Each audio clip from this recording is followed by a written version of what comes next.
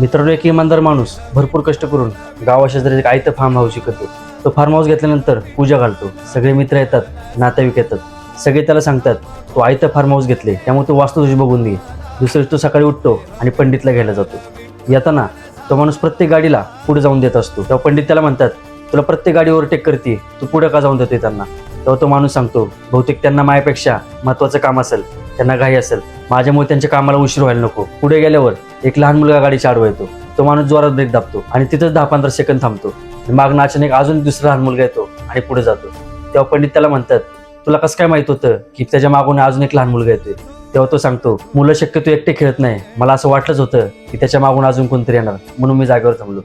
आता फार्म हाऊसमध्ये एंट्री केल्यानंतर त्या माणसाला दिसतं की आंब्याच्या झाडावरून एक पक्षाचा थवा उडतोय आणि झाडामध्ये काहीतरी हालचाल होती. तो पंडितला म्हणतो, झाडावर बहुतेक लहान मुलं आंबे काढतात, त्यामुळे आपण गाडीतनं उतरायला नको, नाहीतर ती लहान पोरं आपल्याला घाबरून खाली उड्या मारतील आणि त्यांचे हातपाय तुटतील.